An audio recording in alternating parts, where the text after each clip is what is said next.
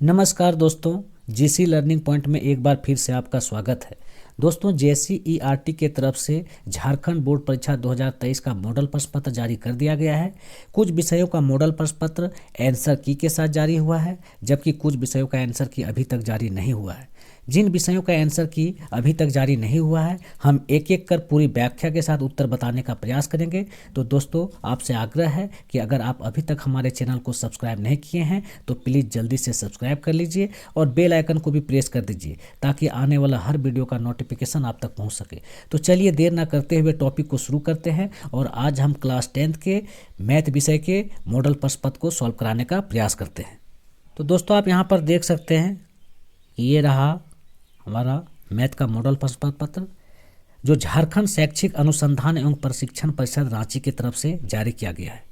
ठीक है, ये कक्षा 10 का है, विषय गणित आप यहाँ देख सकते हैं। इसके लिए समय 1 घंटा 30 मिनट निर्धारित किया गया और पूर्णांक 40, यानी जैसा कि आपका पैटर्न जिस आधार पर पूछा जाएगा फाइनल एग्जाम में, सेम उसी टाइप का ये मॉडल प्रश्न पत्र तैयार किया गया है। इसके लिए कुछ दिशा निर्देश भी जारी किया गया, आप इसे पढ़ सकते हैं। इसमें कहा गया है कि कुल 40 प्रश्न रहेगा और उसके लिए 40 मार्क्स दिए जाएंगे और किसी भी प्रश्न के लिए कोई नेगेटिव मार्क्स नहीं है। ठीक है, तो आप इसको पढ़ सकते हैं। हम क्वेश्चन को सॉल्व कराने का प्रयास करते हैं और शुरू करते हैं क्वेश्चन नंबर 1 को। तो सबसे पहला जो क्वेश्चन है हमारा, 140 को अभाज्य गुणनखंडों के गुणनफल के रूप में लिखा जा सकता है। यानी सबसे पहले हमको जो है क्या करना होगा, 140 का अभाज्य गुणनखंड निकालना होगा। तो चलिए 140 का अभाज्य गुणनखंड निकालते हैं।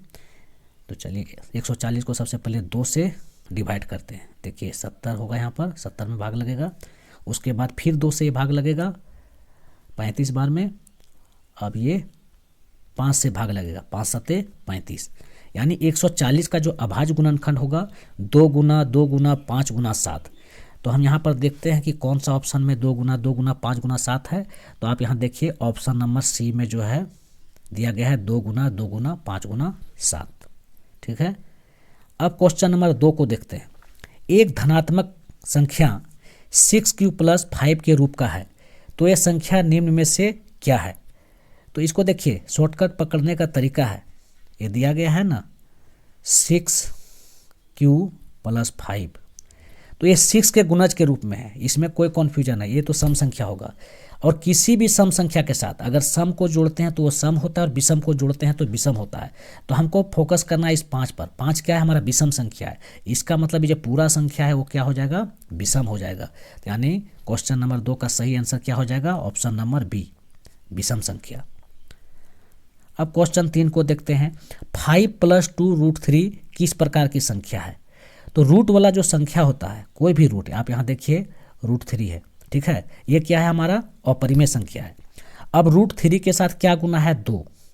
तो कोई भी √3 वाले संख्या के साथ कोई भी संख्या को गुना करते हैं तो वो भी अपरिमेय होता है।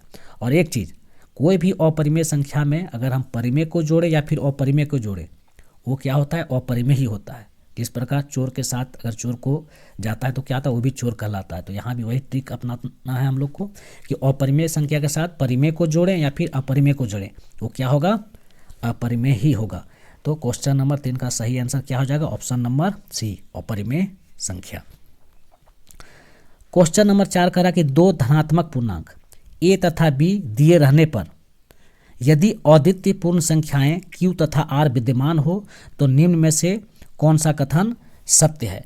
तो हम यूक्लिड विभाजन एल्गोरिथम जो पढ़े उसमें उसका सूत्र ही है कि a = bq + r, यानी भाज्य बराबर भाजक गुना भागफल जोड़ शेषफल। तो 4 का देखिए ऑप्शन नंबर बी में जो है दिया गया है a = bq + r। ठीक है, यानी ऑप्शन नंबर 20 का सही होगा। अब हम क्वेश्चन नंबर 5 को देखते हैं। यदि किसी बहुपद के शून्यकों का योग तथा गुणनफल क्रमशः 3 और -2 हो तो द्विघात बहुपद क्या होगा। यानी शून्यकों का योग दिया गया है 3 और गुणनफल दिया गया है -2। तो इसका बहुपद निकालने का सूत्र है कि x² - शून्यकों का योग इंटू x + शून्यकों का गुणनफल। तो चलिए हमको इस सूत्र से जो है निकालते हैं। तो क्या है इसका सूत्र, x² - शून्यकों का योग। तो शून्यकों का योग हमारा कितना दिया गया है, 3, और इसको गुना करना x से, कहे ना x² - शून्यकों का योग इंटू x। ठीक है, प्लस शून्यकों का गुणनफल। तो गुणनफल हमारा दिया गया है -2। तो इसको हम लोग सॉल्व करते हैं, क्या होता है एक्स स्क्वायर -3x -2। तो कौन सा ऑप्शन में ये है, आप ऑप्शन नंबर सी देखिए, एक्स स्क्वायर -3x -2, यानी 5 का सी सही होगा। अब हम क्वेश्चन नंबर 6 को देखते हैं। किसी बहुपद px के लिए ग्राफ आकृति में दिया गया है, बहुपद के लिए शून्यकों की संख्या कितनी है। तो हम लोग देखिए, ये x अक्ष हो गया हमारा और ये है हमारा y अक्ष, ठीक है।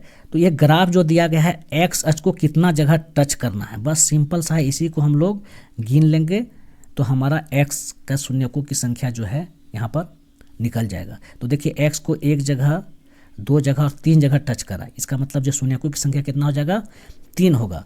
तो आप यहाँ ऑप्शन नंबर डी में देखिए 3 दिया गया, यानी ये सही होगा। अब क्वेश्चन 7 को देखते हैं। बहुपद 4u² प्लस 8u का शून्यक होगा, ठीक है, यानी 4u² प्लस 8u का शून्यक क्या होगा।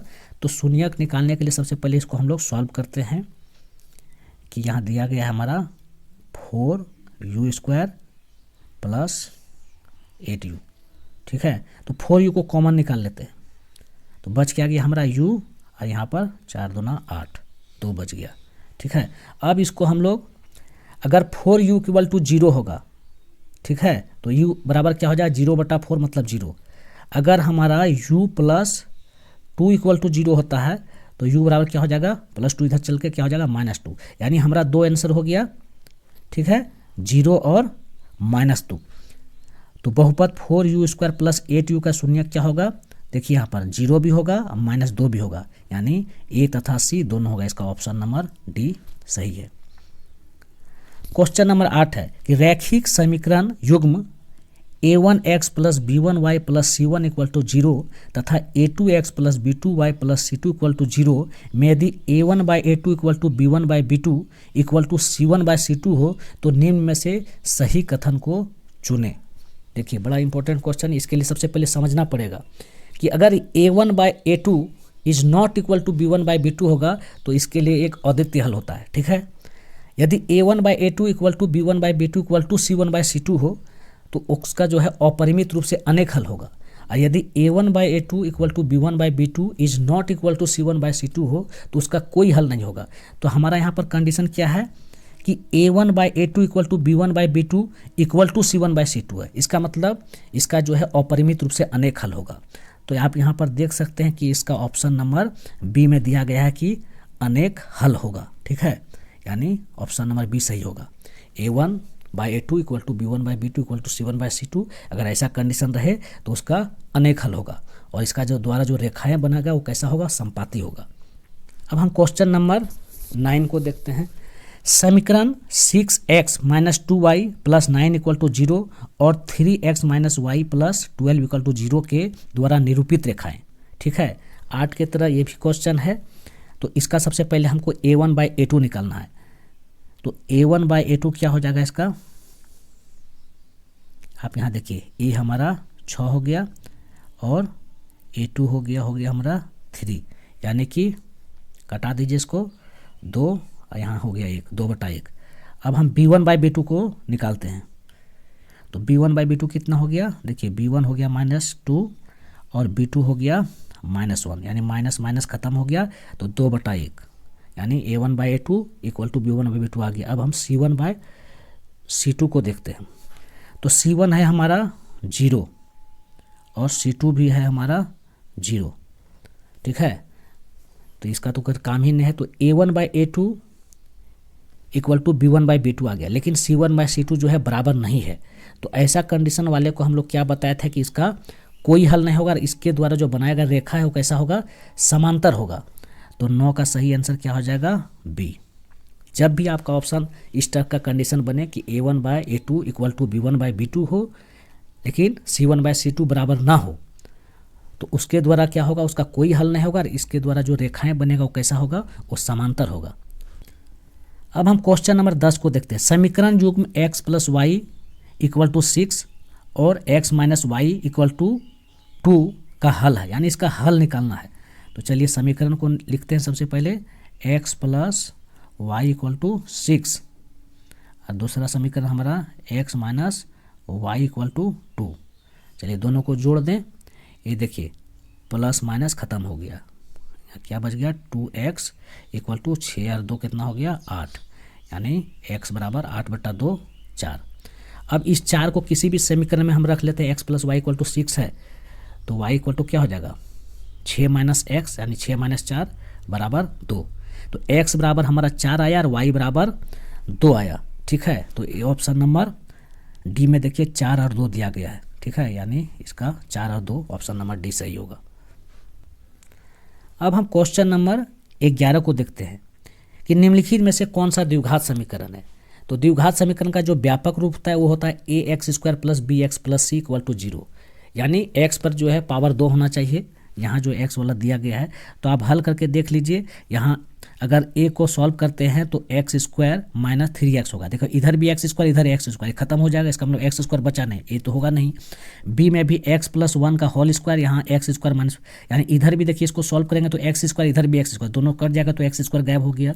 c में देखिए, c को हम सॉल्व करके देखते हैं, x प्लस 1 का होल स्क्वायर। ठीक है, x प्लस 1 का अगर होल स्क्वायर करते हैं तो हमारा होता है x² प्लस 2x प्लस 2, तो इधर x² देखिए बचा हुआ है, फिर इसका इक्वल टू में इधर देखिए राइट RHS में 2x माइनस 3।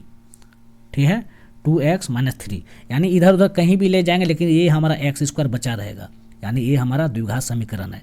तो 11 का सही आंसर क्या हो जाएगा ऑप्शन नंबर सी, ये द्विघात समीकरण है। क्वेश्चन नंबर 12 के द्विघात समीकरण x² plus x minus 1 equal to 0 के मूलों की प्रकृति है।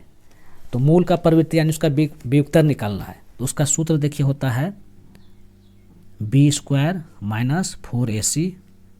ठीक है, तो इसको पहले निकालते हैं, उसके बाद ही हम इसके बारे में बताते हैं।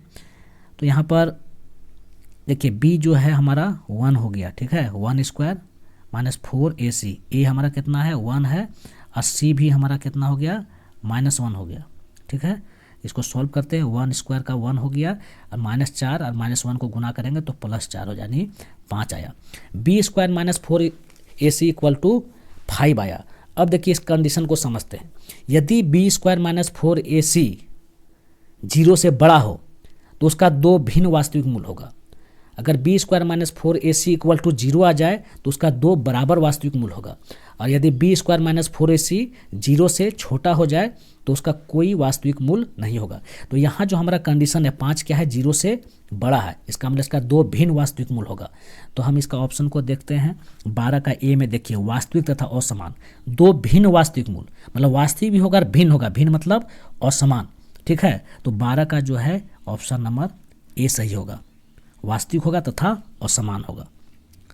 अब क्वेश्चन नंबर 13 को सॉल्व करते हैं, ax² plus bx plus c equal to 0 के 2 भिन्न वास्तविक मूल होंगे यदि, तो अभी हम आपको बताएं 2 भिन्न वास्तविक मूल कब होगा, जब b² माइनस 4ac जो है 0 से बड़ा हो जाए। तो ये कंडीशन देखिए 13 का सी में है, b² minus 4ac is greater than 0। ठीक है, तो ऑप्शन नंबर सी इसका हो जाएगा सही। अब 14 को देखते हैं, द्विघात समीकरण x² minus x plus 3 equal to 0 का व्युत्तर क्या होगा। तो उसी तरह इसका भी व्युत्तर निकलता है, व्युत्तर का सूत्र हम आपको बताएं अभी b² माइनस 4ac। ठीक है, द्विघात समीकरण से काफ़ी सवाल है, आप यहाँ देख सकते हैं। तो b², तो b² यानी b कितना है, x के पहले माइनस है तो -1², उसके बाद -4a हमारा कितना हो गया 1, और c कितना हो गया हमारा 3। तो -1 का स्क्वायर 1 और -4 को 3 से गुना करेंगे, 4 3 12, यानी 1 में से 12 घटेगा कितना बचेगा -11। ठीक है, तो व्युत्तर हमारा कितना निकल गया -11। तो देखते हैं कि -11 कौन सा ऑप्शन में है। तो 14 का डी में आप देखिए यहाँ पर -11 है। ठीक है, क्वेश्चन नंबर 15 से जो है समांतर श्रेणी से क्वेश्चन शुरू है। तो इसमें कह रहा है कि प्रथम पद a एवं सार्व अंतर d वाले AP का nवां पद निम्न में से चुने। ठीक है, तो इसका सूत्र हम लोग जानते हैं, पढ़े हैं समांतर श्रेणी में कि an equal to a plus n minus 1 into d होता है। तो यहाँ 15 का डी में देखिए दिया गया है an nवां पद। ठीक है, a plus n minus 1 into D. Simple सा इसका ऑप्शन नंबर डी सही होगा। क्वेश्चन नंबर 16 कह रहा है कि AP 10, 7, 4 का 30वां पद होगा। ठीक है, तो सबसे पहले यहाँ पर देखिए ए हमारा दिया है, प्रथम पद को ए से लिखते हैं, ए हमारा 10 हो गया और सारवंतर को हम लोग डी से लिखते हैं, तो डी बराबर हमारा कितना हो गया, तो डी किसको कहते हैं, लगातार दो पदों का अंतर, यानी दूसरा पद घटाओ पहला पद, पहला पद घटाओ दूसरा पद नहीं, दूसरा पद घटाओ पहला पद या फिर तीसरा पद घटाओ दूसरा पद। तो 7 में से अगर हम 10 को घटाते तो क्या आएगा हमारा -3, यानी ए और डी हमारा निकल गया। हमको निकालना क्या है, 30वां पद निकालना है। तो 30वां पद जैसा कि सूत्र है an = a + n - 1 × d, तो यहाँ 30वां है तो ए हमारा कितना हो गया 10 + n - 1 यानी 30 - 1। ठीक है, डायरेक्ट लिख देते हैं 30 - 1 29 × डी कितना है -3। चलिए इसको सॉल्व करते हैं। 10 -3 को 29 से गुना करेंगे, 3 × 9 = 27, 3 × 2 = 6 और 2 = 8, -27, यानी 10 में से -27 घटेगा क्या होगा -77। तो आप यहाँ देख सकते हैं कि 16 का सी इसका सही आंसर होगा -77। अब हम क्वेश्चन नंबर 17 को देखते हैं। AP 3, 8, 13, 18 का कौन सा पद 78 है। ठीक है, तो यहाँ ए दिया गया है 3, डी हम निकाल लिए, 8 में से 3 घट गया 5, यानी ए और डी हमको पता है। ठीक है, तो कौन सा पद 78 है, तो इसको हम लोग मान लेते हैं कि माना कि nवां पद = क्या है 78 है। ठीक है, तो nवां पद का सूत्र क्या हो जाता है a + n - 1 × d। ठीक है, = 78 हो गया। तो a हमारा कितना है 3 और n तो निकालना ही है, n - 1 हो गया और d हमारा है 5। तो यहाँ हो गया 3 + 5 को n से गुना किए 5n और 5 को -1 से गुना किए 5, यानी कि 5n। 3 में से 5 जाएगा तो क्या बचा -2 = कितना है 78। यही मान लेते हैं हम यहाँ पर an = 78। ठीक है, तो 5n बराबर क्या हो जाएगा 78, -2 इधर चला जाएगा तो +2 हो जाएगा 80, इसलिए n बराबर क्या हो जाएगा 80/5 यानी कि 16, 16 × 5 = 80। आप यहाँ 17 का इसमें बी नंबर में देखिए 16वां पद AP का 3, 8, 13, 18 का कौन सा पद 78 है, तो 16वां पद 78, यानी 17 का बी ऑप्शन सही होगा। अब क्वेश्चन नंबर 18 को देखते हैं, जो कि हमारा ज्यामिति से है। समरूप त्रिभुज की संगत भुजाएं, खाली जगह होती है, तो समरूप त्रिभुज की जो संगत भुजाएं होती है इसको हम लोग पढ़े हैं कि वो समानुपाती होती है, यानी 18 का बी सही होगा। अब क्वेश्चन नंबर 19 को देखते हैं। दो समरूप त्रिभुजों की भुजाएं 4:9 के अनुपात में हैं। इन त्रिभुजों के क्षेत्रफल का अनुपात है। तो देखिए भुजाओं का अनुपात दिया गया है हमारा कितना 4:9। तो इसके त्रिभुज के क्षेत्रफल का अनुपात निकालने की शॉर्टकट तरीका है, हम यहाँ क्या करते हैं 4 का स्क्वायर कर देंगे। तो 4 का स्क्वायर क्या हो जाएगा 4 चौके 16 और 9 का स्क्वायर, इधर दूसरा भुजा हमारा 9 है तो 9 का स्क्वायर कितना हो जाएगा 9 × 9 = 81। ठीक है, तो यानी कि इसके त्रिभुजों का जो क्षेत्रफल का अनुपात होगा वो 16:81 होगा, यानी ऑप्शन नंबर डी इसका सही होगा। अब हम क्वेश्चन नंबर 20 को देखते हैं। त्रिभुज ABC में AB = 6√3 सेंटीमीटर, AC = 12 सेंटीमीटर और BC = 6 सेंटीमीटर हो तो कौन B क्या होगा, कौन B को निकालना। तो सबसे पहले हम लोग एक ठो आकृति बना लेते हैं त्रिभुज का। ठीक है, तब सवाल समझ में आ जाएगा। देखिए ये हमारा A है, ये B हो गया, ये C है। अब इसमें क्या क्या दिया गया है AB, आप यहाँ देख सकते हैं AB कितना है हमारा 6√3 सेंटीमीटर।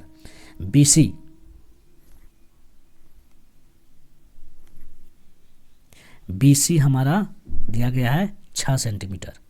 ठीक है, और AC हमारा दिया गया है 12 सेंटीमीटर। तो हमको निकालना क्या है, ये कौन B निकालना है।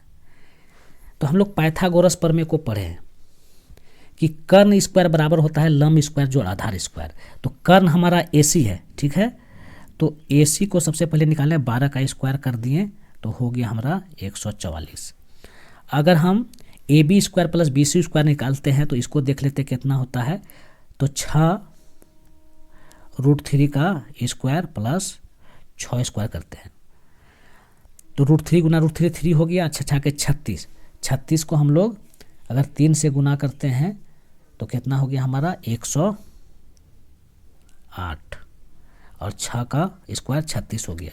108 और 36 को जोड़ते हैं तो कितना हो गया 144। आप यहाँ देख सकते हैं कि AC स्क्वायर बराबर क्या हो गया AB स्क्वायर जोड़ BC स्क्वायर, यानी कर्ण स्क्वायर बराबर लंब स्क्वायर जोड़ आधार स्क्वायर। ये पाइथागोरस प्रमेय है, ठीक है। तो पाइथागोरस प्रमेय में जो है ये तभी संभव है जब इसका कोई न कोई एक कोण जो है क्या होगा, समकोण होगा। इसका मतलब कोण B क्या है हमारा, समकोण है, 90 डिग्री है। तो ऑप्शन नंबर C इसका सही होगा। अब हम क्वेश्चन नंबर 21 को देखते हैं जो कि निर्देशांक ज्यामिति से है। मूल बिंदु से P3 4 की दूरी, यानी मूल बिंदु से एक अन्य बिंदु है P, उसके बीच की दूरी निकालना है। तो मूल बिंदु का जो है निर्देशांक होता है 0 0, ठीक है। और एक अन्य बिंदु P है जिसका निर्देशांक दिया गया है 3 4। तो इसके बीच की दूरी निकालना है। तो दूरी का सूत्र क्या है, दूरी का सूत्र होता है √x2 माइनस x1 का whole square plus y2 minus y1 का होल स्क्वायर। तो x2 हमारा 3 है तो 3 माइनस 0 का whole square plus y2 minus y1, तो y2 हो गया 4, तो 4 माइनस 0 का होल स्क्वायर, ठीक है। यानी 3 में से 0 घटाएंगे 0, तो 3 स्क्वायर, और इधर हो गया 4 में से 0 घटाएंगे 0, 4 का स्क्वायर। तो क्या हो गया हमारा 3 3 9 और 4 चौके 16, 16 और 9 कितना हो गया 25, यानी कि हमारा आंसर आ गया 5। तो 21 का क्या हो जाएगा आंसर 5 मात्रक, यानी ऑप्शन नंबर C। अब क्वेश्चन नंबर 22 को देखते हैं। बिंदुओं 2 5 तथा 4 7 को मिलाने वाले रेखाखंड का मध्य बिंदु है, ठीक है, यानी इसका मध्य बिंदु निकालना है। तो उसी तरह से हम एक थोड़ा सा छोटा सा डायग्राम पहले बना लें। देखिए एक बिंदु हमारा A है जिसका निर्देशांक दिया गया है हमारा 2 5। दूसरा बिंदु है हमारा B जिसका निर्देशांक दिया गया है 4 7। तो इसके मध्य बिंदु का जो है हमको, दोनों को मिलाने वाले मध्य बिंदु का जो है उसका निर्देशांक निकालना, इस रेखा के मध्य बिंदु का, यानी यहाँ कोई इसके बीच में कोई रेखा है उसका निर्देशांक। तो मध्य बिंदु का निर्देशांक का भी वही सूत्र होता है x1 प्लस x2/2 और y हो जाएगा y1 प्लस y2/2। तो सबसे पहले हम इसका मध्य बिंदु को xy मान लेते हैं। तो x को सबसे पहले निकालते हैं x1 प्लस x2, तो x1 2 हो गया और x2 हो गया 4/2, यानी 2 और 4 6 को 2 से भाग देंगे 3 आएगा। उसी तरह y को निकालते हैं y1 प्लस y2, यानी 5 जोड़ 7/2, 7 5 12, 12 को 2 से भाग देंगे 6, यानी 3 और 6। बिंदु 2 5 तथा 4 7 को मिलाने वाले रेखाखंड के मध्य बिंदु का निर्देशांक क्या हो जाएगा 3 और 6, ठीक है, यानी ऑप्शन नंबर C। देखिए यहाँ पर 3 और 6 दिया गया है, ये सही हो गया। अब क्वेश्चन नंबर 23 को देखते हैं जो कि अब त्रिकोणमिति से है, ठीक है। अब त्रिकोणमिति शुरू हो गया। यदि 2 sin A equal to sin 2A हो तो A का मान क्या होगा, ठीक है। तो यहाँ हमारा दिया गया है 2 sin A, चलिए लिखते हैं इसको 2 sin A इक्वल टू दिया गया है sin 2A। तो चलिए 2 sin A को रहने देते हैं। 2 sin A sin 2A, sin 2A बराबर होता है, यह सूत्र है 2 into sine A into cos A, ठीक है। अब इसको अगर इधर उधर करते हैं हम, यानी इसको अगर इस तरफ ले आते हैं तो 2 sin A कट गया, तो हमारा बच क्या गया cos A इक्वल टू 1, यानी 1 इक्वल टू cos A या चाहे cos A इक्वल टू 1 एक ही बात है। तो 1 जो है कितना मान होता, कौन सा cos कितना डिग्री का मान 1 होगा, तो cos 0 डिग्री का, ठीक है। cos 0 डिग्री का वैल्यू कितना है 1 है, तो cos A बराबर आ गया हमारा cos 0 डिग्री। इसका मतलब हमारा जो A होगा वो कितना होगा 0 डिग्री होगा। तो 23 का जो है सही आंसर क्या हो जाएगा ऑप्शन नंबर C 0 डिग्री। अब हम क्वेश्चन नंबर 24 को देखते हैं। cos 48 degree minus sin 42 degree का मान होगा। तो यहाँ पर देखिए क्या दिया गया है cos 48 माइनस साइन 42 डिग्री। ठीक है, तो या तो हम कॉस को साइन में बदल दें या फिर साइन को हम कॉस में बदल दें। तो चलिए हम साइन को ही कॉस में बदलते हैं, कॉस 48 को रहने देते हैं, ये साइन है। ठीक है, तो साइन 42 को हम लिख सकते हैं 90 माइनस 48। ठीक है, लिख दिए। तो cos 48 sine 90 degree minus theta equal to होता है कॉस थीटा। तो ये क्या होगा, ये भी हो गया कॉस 48। तो कॉस 48 खत्म हो गया, तो बच क्या गया 0। तो इसका सही ऑप्शन क्या हो जाएगा, देखिए ऑप्शन नंबर बी में 0 डिग्री दिया गया है। ठीक है, अब हम क्वेश्चन नंबर 25 को देखते हैं। यदि साइन ए इक्वल टू 3/5 हो तो कॉस ए का मान होगा। तो हम लोग जानते हैं कि कॉस ए बराबर होता है, देखिए इसको हम लोग सूत्र से बनाते हैं। कॉस ए बराबर क्या होता है, सूत्र है इसका √1 माइनस साइन स्क्वायर ए। ठीक है, ऐसा इसलिए लिखे क्योंकि साइन का मान हमारा दिया गया है। साइन ए बराबर है 3/5। ठीक है, तो इसका स्क्वायर कर देना है। 3/5 का स्क्वायर करेंगे तो हमारा आ जाएगा 9/25। ठीक है, इसको आप सॉल्व कर लीजिए, टोटल आपका आ जाएगा 16/25। अगर रूट को तोड़ते हैं तो 4/5 आंसर आएगा, यानी इसका 25 का देखिए ऑप्शन नंबर बी में 4/5 लिखा हुआ है। ठीक है, अब हम क्वेश्चन नंबर 26 को देखते हैं, जो हाइट एंड डिस्टेंस से है। ठीक है, ऊंचाई और दूरी से है, त्रिकोणमिति का ही है। धरती पर एक मीनार ऊर्ध्वाधर खड़ी है। धरती के एक बिंदु जो मीनार के पाद बिंदु से 15 मीटर दूर है। मीनार के शिखर का उन्नयन कोण 60 डिग्री है, तो मीनार की ऊंचाई है। तो इस तरह के सवाल को बनाने के लिए सबसे पहले हम एक चित्र बनाते हैं, तभी समझ में आ जाएगा। देखिए ये क्या है, एक मीनार है। कहा गया कि धरती पर एक मीनार ऊर्ध्वाधर खड़ा है, तो ऊर्ध्वाधर है। धरती के एक बिंदु जो मीनार के पाद से 15 मीटर दूर है, तो ये मीनार का पाद हुआ, इससे जो है कह रहा है कि 15 मीटर दूर जो है एक बिंदु है। ठीक है, मीनार के शिखर का उन्नयन कोण 60 डिग्री है, यानी ये वाला कोण। ठीक है, ये वाला कोण कितना दिया गया है, 60 डिग्री। तो मीनार की ऊंचाई, ये जो ऊंचाई है इसको हमको निकालना है। ठीक है, ये निकालना है ऊंचाई। तो हम लोग त्रिकोणमिति में पढ़े हैं कि tan थीटा बराबर, देखिए यहाँ पर क्या दिया गया है, किसी भी अगर कोण है उसके सामने वाला जो है लंब होता है। ठीक है, नीचे वाला आधार होता है। कर्ण तो खैर कॉमन है, जो सबसे लंबी भुजा है कर्ण है। तो यहाँ पर क्या है हमारा पी और बी है, तो पी और बी वाला ऑप्शन जो है tan थीटा में आता है। तो हम डायरेक्ट इसको ऐसे बना सकते हैं, tan थीटा यानी tan 60 डिग्री बराबर p/b। तो p हमारा कितना है, यानी लंब कितना है h है, और b हो गया आधार यानी 15। ठीक है, तो tan 60 डिग्री का मान, सबसे पहले हम tan 60 डिग्री का मान को लिख देते हैं। tan 60 डिग्री का मान होता है √3, और ऊंचाई को तो हम लोग h माने हैं, और आधार इसका 15 है ही। तो h बराबर हमारा कितना हो गया 15√3। ठीक है, तो आप यहाँ पर ऑप्शन नंबर बी में देखिए दिया गया है 15√3, यानी मीनार की ऊंचाई कितना है 15√3 मीटर। अब हम क्वेश्चन नंबर 27 को देखते हैं। त्रिभुज PQR में जिसका कोण Q समकोण है। ठीक है, तो इसके लिए सबसे पहले हम एक त्रिभुज का आकृति बनाते हैं, तब हमको समझ में आएगा। चलिए PQR, इसमें जो Q क्या है, समकोण है। PQ हमारा दिया गया है 3 सेंटीमीटर, PR है हमारा 6 सेंटीमीटर। तो हमको QPR ये वाला कोण का वैल्यू निकालना है। तो इसके लिए जो है देखिए हमारा कंडीशन दिया गया है, जिस भी कोण है उसका सामने वाला होता है लंब। ठीक है, तो ये आधार हो गया, कर्ण तो कॉमन है। तो आधार और कर्ण हमारा दिया गया है। तो cos थीटा में देखिए cos थीटा बराबर b/h होता है, यानी आधार बटा कर्ण होता है। तो चलिए हम यहाँ निकाल लेते हैं, cos थीटा बराबर आधार बटा कर्ण। आधार हमारा हो गया 3 और कर्ण हो गया 6। ठीक है, यानी कि cos थीटा बराबर क्या हो गया 3/6, यानी इसको काट दिए हैं तो क्या हो गया 1/2। तो 1/2 का वैल्यू कितना होता है cos में, तो cos 60 डिग्री का मान होता है 1/2।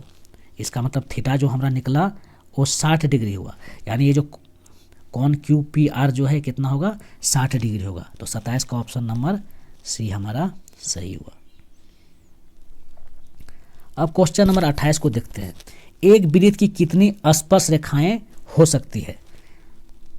तो एक वृत्त का हम जितना चाहें उतना स्पर्श रेखा खींच सकते हैं, कोई सीमा नहीं है। यहाँ से भी खींचिए, यहाँ से भी खींचिए, यहाँ से भी खींचिए, खींचते रह जाएंगे जिंदगी भर, कभी ख़त्म नहीं होगा। ठीक है, यानी अनंत होता है। तो इसका सही आंसर क्या हो जाएगा? ऑप्शन नंबर ए, यानी वृत्त का जो है अनंत स्पर्श रेखाएं होती है। अब हम क्वेश्चन नंबर 29 को देखते हैं। 5 सेंटीमीटर त्रिज्या वाले एक वृत्त के बिंदु P पर स्पर्श रेखा पी क्यू केंद्र O से जाने वाली एक रेखा में बिंदु Q पर इस प्रकार मिलती है कि ओ क्यू बराबर 12 सेंटीमीटर, तो पी क्यू की लंबाई है, यानी पी क्यू की लंबाई हमको निकालना है। तो सबसे पहले इसके लिए एक डायग्राम बना ले, तब हमको समझ में आएगा सवाल। ये देखिए, ये वृत्त हो गया 5 सेंटीमीटर त्रिज्या वाला, ये इसका त्रिज्या हो गया। ठीक है, इस पर एक स्पर्श रेखा है, कह रहा ना बिंदु P पर स्पर्श रेखा है, O हो गया इसका केंद्र। ठीक है, इसको मिला देते हैं, ये हमारा हो गया Q। कह रहा 5 सेंटीमीटर त्रिज्या वाला, ये 5 सेंटीमीटर हमारा त्रिज्या हो गया। बिंदु P पर एक स्पर्श रेखा है, क्या है? PQ। यह स्पर्श रेखा PQ हो गया। O से केंद्र, O से जाने वाली एक रेखा में बिंदु Q पर इस प्रकार मिलती है कि OQ बराबर 12 सेंटीमीटर, यानी OQ ये कितना है हमारा 12 सेंटीमीटर। ठीक है, हमको PQ की लंबाई ज्ञात करना है, इसको निकालना है, ये वाला को। ठीक है, तो देखिए ये जो है स्पर्श रेखा जब भी त्रिज्या के साथ मिलता है तो 90 डिग्री का कोण बनाती है। ठीक है, तो यानी पाइथागोरस प्रमेय का सूत्र लगा देंगे। इसमें हमको निकालना क्या है? आधार निकालना है, यानी PQ निकालना है। तो आधार बराबर क्या? रूट अंडर कर्ण स्क्वायर माइनस लंब स्क्वायर। तो कर्ण हमारा कितना है? 12 स्क्वायर। ठीक है, तो 12 स्क्वायर में से 5 स्क्वायर को घटा देंगे, 12 हो गया 144 और 5 का स्क्वायर हो गया 25। सॉल्व कर दीजिए, 144 में से 25 जाएगा, रूट अंडर 119। तो आप देखिए 29 का डी में है, रूट अंडर 119 सेंटीमीटर। अब हम क्वेश्चन नंबर 30 को देखते हैं। यदि TP TQ केंद्र O वाले किसी वृत्त पर दो स्पर्श रेखाएं इस प्रकार है कि कोण POQ इक्वल टू 110 डिग्री, तो कोण PTQ बराबर है। ठीक है, तो इसके लिए पहले एक डायग्राम बनाते हैं, तब हमको बनाने में सहूलियत होगा। देखिए इस तरह का हो गया, ये है हमारा वृत्त का केंद्र। तो हमारा दो गो स्पर्श रेखा कह रहा है PT, है ना, TP और TQ, ये दो स्पर्श रेखा हो गया। O केंद्र O वाले किसी वृत्त पर, वृत्त का केंद्र O हो गया, स्पर्श इस प्रकार कोण POQ बराबर। ठीक है, POQ ये हमारा दिया गया है 110 डिग्री, हमको ये वाला कोण निकालना है। तो देखिए चतुर्भुज के चारों कोणों का योग जो है 360 डिग्री होता है। तो ये तो स्पर्श रेखा जब भी किसी त्रिज्या के साथ मिलता है 90 डिग्री कोण बनाता है। ये 90 हो गया, ये 90 हो गया, तो 90 90 180 हो गया। तो अब बच गया 180, तो ये और ये मिलके 180 होगा। तो बस इसको निकालने के लिए हमको सिंपल सा क्या करना है, 180 में से 110 घटा देंगे, तो कितना हो जाएगा 70 डिग्री। ठीक है, तो 70 डिग्री किस में है? ऑप्शन नंबर बी में। आप यहाँ देख सकते हैं 30 के ऑप्शन नंबर बी में 70 डिग्री है, यानी ये सही होगा। अब हम क्वेश्चन नंबर 31 को देखते हैं। 60 डिग्री केंद्र कोण और 14 सेंटीमीटर त्रिज्या वाले त्रिज्यखंड का क्षेत्रफल है। तो त्रिज्यखंड का क्षेत्रफल होता है थीटा बटा 360 degree into pi r square. ठीक है, तो यहाँ पर थीटा हमारा 60 डिग्री है, डायरेक्ट हम सवाल को बनाते हैं, जगह कम है। तो थीटा बटा 360 इंटू, ठीक है, पाई आर स्क्वायर, यही हमारा सूत्र होता है, थीटा बटा 360 इंटू पाई आर स्क्वायर। तो सबसे पहले चलिए एक बार और लिख लेते हैं, थीटा बटा पाई है हमारा 22/7, ठीक है, और आर है हमारा 14 सेंटीमीटर। तो इसको दो बार देखिए, यहाँ जगह भी नहीं बचा, 14 गुना 14 यहाँ हम लिख देते हैं। अब चलिए इसको कटा देते हैं, 0 0 कट गया, छछा के 36 कट गया, 7 7 दूना 14 ये कट गया। अब ये 2 जो है 2 तिया 6, अब गुना कर दीजिए, यहाँ पर क्या बच गया, यहाँ पर 22 गुना 14 यानी 14 दूना 28 और 14 दूना 28 और 2 30, 308 हो गया और बट्टा है 3। तो हमारा कितना आंसर निकल गया 308/3। आप यहाँ पर देखिए 308/3 ऑप्शन नंबर डी, यानी त्रिज्यखंड का क्षेत्रफल कितना निकला 308/3 सेंटीमीटर स्क्वायर।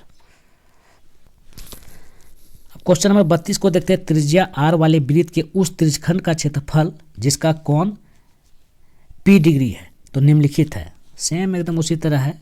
जो त्रिज्यखंड का क्षेत्रफल होगा तो हम बताए ना कि θ/360, ठीक है, θ/360 इंटू πr²। तो यहाँ पर देखिए थीटा के जगह में दिया कोण दिया गया p डिग्री, तो p/360 हो गया और πr², r यहाँ कैपिटल दिया है, बस ऐसा ही कर देते हैं। अब इसको थोड़ा सरिया कर लिख देते हैं πr² p/360। तो देखिए आपका यहाँ डी में दिया गया है, ठीक है, ऑप्शन नंबर डी में है πr² p/360, यानी ऑप्शन नंबर डी इसका सही होगा। अब क्वेश्चन नंबर 33 को देखते हैं। दो वृत्तों की त्रिज्याएं क्रमशः 19 सेंटीमीटर है और 9 सेंटीमीटर है। उस वृत्त की त्रिज्या क्या होगी जिसकी परिधि इन दोनों वृत्तों की परिधियों के योग के बराबर है। ठीक है, यहाँ दो वृत्त का त्रिज्या दिया गया 19 सेंटीमीटर 9 सेंटीमीटर। तो उस वृत्त की त्रिज्या क्या होगा जिसकी परिधि इन दोनों वृत्तों की परिधियों के योग के बराबर है। इस चीज़ को समझना है, दोनों के परिधि जो है, तो एक ठो को जो है हम लोग पहला वाला को क्या मान लेते हैं R1 19 सेंटीमीटर, दूसरा जो वृत्त दिया गया R2 वो हो गया 9 सेंटीमीटर, और वो जो बड़ा वृत्त है उसका त्रिज्या को हम लोग R मान लेते हैं। तो इन दोनों वृत्तों के परिधियों के योग के बराबर है, ठीक है, तो इसको यही R हमको क्या करना है, निकालना है। तो देखिए 2πr इसका सूत्र है 2πr, बड़ा वृत्त हो गया 2πr। तो इसका परिधि का योग बता रहा है कि दोनों वृत्त के परिधियों के योग के बराबर है, ठीक है। तो 2πr1 प्लस 2πr2, बस यही सूत्र कर दीजिए, सॉल्व कर दीजिए, देखिए बन जाएगा। यानी क्या था हमारा 2πr, ये जो 2πr1 प्लस 2πr2 था, ठीक है, इसको हम लोग कॉमन निकाल लेते हैं 2π, तो बच क्या गया R1 प्लस R2, ठीक है। तो 2π खत्म हो गया, यानी R इक्वल टू क्या निकला R1 प्लस R2। तो R1 और R2, R1 कितना दिया गया है 19 और R2 दिया गया है 9, दोनों को जोड़ लीजिए 28 सेंटीमीटर। यानी जो बड़ा वृत्त बना हमारा, कह रहा है ना उस वृत्त की त्रिज्या क्या होगी जो दोनों के योग, यानी बड़ा वृत्त वाला जो R माने थे हम लोग 28 सेंटीमीटर। तो आप यहाँ पर देख सकते हैं ऑप्शन नंबर बी में 28 सेंटीमीटर दिया गया, यानी 33 का ऑप्शन नंबर बी सही है, 28 सेंटीमीटर। अब क्वेश्चन नंबर 34 को देखते हैं। सबसे बड़े बांस की लंबाई बताइए जो एक 12 मीटर लंबे, 9 मीटर चौड़े तथा 8 मीटर ऊंचे कमरे में रखी जा सकती है। देखिए एक कमरा है जिसका पूरा बीमाएँ दिया गया है, लंबाई चौड़ाई ऊंचाई 12 मीटर, 9 मीटर, 8 मीटर, ठीक है। तो मान लेते हैं कि कमरा तो खैर घनाभाकार होगा, हम इसको आयताकार के रूप में समझने का प्रयास करते हैं। देखिए एक कमरा है, ठीक है, तो इसमें जो है ऐसे ऐसे ऐसे चाहे ऐसे ऐसे बहुत सारा बांस रखेंगे, लेकिन जो सबसे ज़्यादा लंबा बांस होगा वो इस तरह का होगा, जो एकदम एक कोना से दूसरा कोना में रखा जाएगा, यही सबसे लंबा बांस होगा। तो हम इसी लंबाई को निकालते हैं, ठीक है। तो बांस का अधिकतम लंबाई का, तो इसके लिए सूत्र है, ये सूत्र लगा दीजिए √, ठीक है, L² plus B² plus H², ठीक है, इस सूत्र को लगा दीजिए, आपका सॉल्व हो जाएगा। तो यहाँ तीनों जो बीमाएँ दिया गया, क्या क्या दिया गया है 12², उसके बाद दिया गया है 9² और एक दिया गया है 8²। सबको सॉल्व कर दीजिए। अब एक एक को सॉल्व कर लीजिए, आपका आ जाएगा √, 289। 289 का जब रूट तोड़ेंगे तो क्या हो जाएगा 17 सेंटीमीटर, ठीक है। तो 17 किस में है, ऑप्शन नंबर बी में, तो 34 का जो है बी सही होगा। अब क्वेश्चन नंबर 35 को देखते हैं। एक शंकु की ऊंचाई 12 सेंटीमीटर है तथा इसके आधार का व्यास 10 सेंटीमीटर। तो शंकु की तिर्यक ऊंचाई है। देखिए शंकु हमारा इस तरह होता है,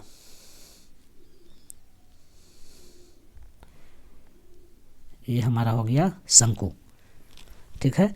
तो क्या दिया गया, शंकु की ऊंचाई, ये है ऊंचाई शंकु का, ये कितना दिया गया है 12 सेंटीमीटर, ठीक है, ये 12 सेंटीमीटर दिया गया है।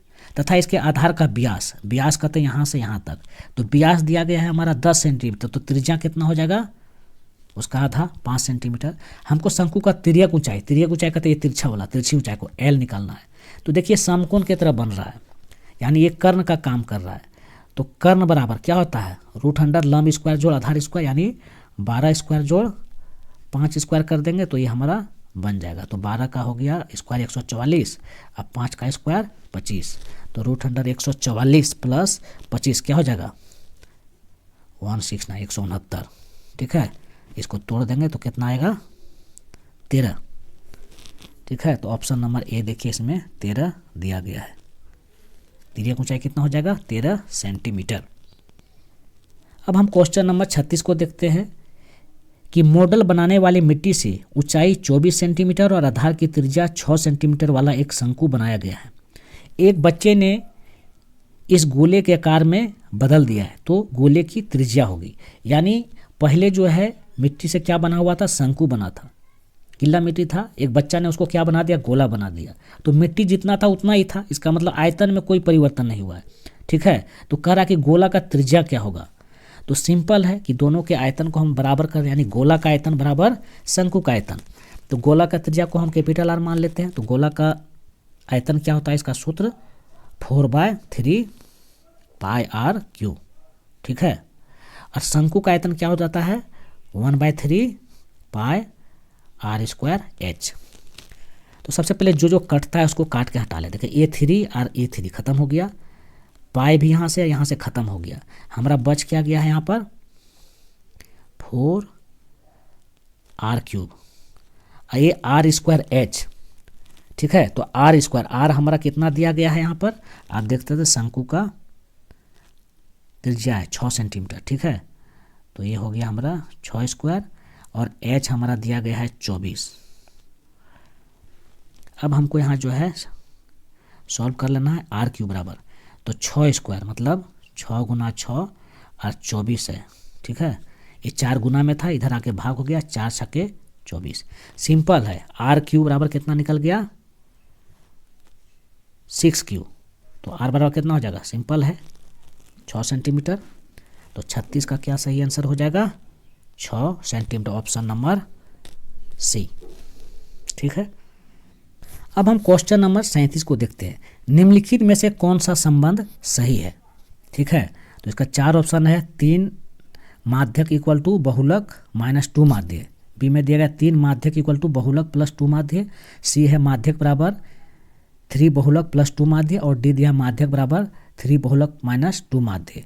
तो देखिए हम लोग माध्यक वाला चैप्टर माध्यक वाला पढ़ रहे थे, तो उसने हम लोग इस ऑप्शन को पढ़े थे कि 3 माध्यक इक्वल टू क्या होता है बहुलक +2 गुना माध्य, यानी 3 गुना माध्यक बराबर बहुलक +2 गुना माध्य होगा, यानी ऑप्शन नंबर इसका बी सही होगा।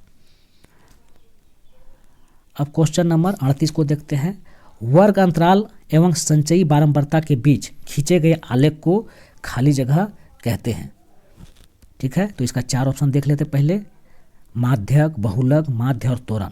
तो इसका सही आंसर हो जाएगा तोरण, ठीक है, यानी कि वर्ग अंतराल एवं संचयी बारंबारता के बीच खींचे गए आलेख को क्या कहते हैं तोरण कहते हैं। अब क्वेश्चन नंबर 39 को देखते हैं, निम्नलिखित में से कौन सी संख्या किसी घटना की प्रायिकता नहीं हो सकती है। तो देखिए किसी भी घटना का जो प्रायिकता होता है वो 0 से 1 तक हो सकता है, 0 भी हो सकता है, 1 हो सकता है, या फिर इसके बीच हो सकता है, माइनस कभी नहीं होता है, ठीक है। इस चीज़ को याद रखिएगा, क्या घटना घटेगा तो कुछ ना कुछ तो संभावना है, या फिर नहीं होगा तो 0 हो जाएगा, या फिर 100% होगा तो 1 हो जाएगा, या फिर बीच में कुछ भी हो सकता है, लेकिन नेगेटिव कभी नहीं होता, ऋणात्मक कभी नहीं होता है, ठीक है। तो 39 का सही ऑप्शन क्या हो जाएगा बी। देखिए यहाँ पर माइनस वाला दिया गया है, बाकी सभी पॉजिटिव है, लेकिन बी में जो है -1.5 दिया गया है, इसका मतलब माइनस वाला ऋणात्मक नहीं होगा। क्वेश्चन नंबर 40, यदि probability of e equal to 0.05 है तो ई नहीं की प्रायिकता, यानी प्रोबेबिलिटी ऑफ ई डैश को निकालने के लिए कहा गया है। तो इसका सूत्र होता है प्रोबेबिलिटी ऑफ ई नहीं, यानी E dash equal to 1 minus probability of E. तो प्रोबेबिलिटी ऑफ ई हमारा देखिए यहाँ पर 0.05 दिया गया है, यानी 1 में से 0.05 को घटाएंगे तो हमारा आ जाएगा 0.95। तो 0.95 किस में है? ऑप्शन नंबर सी में। आप यहाँ देख सकते हैं, यानी ई नहीं की प्रायिकता कितना होगा? 0.95। दोस्तों आज हमने क्लास 10th के मैथ विषय का जो मॉडल प्रश्न पत्र जारी किया गया था उसको भली प्रकार से सॉल्व करवाने का प्रयास किया है। उम्मीद करते हैं कि यह वीडियो आपको पसंद आया होगा।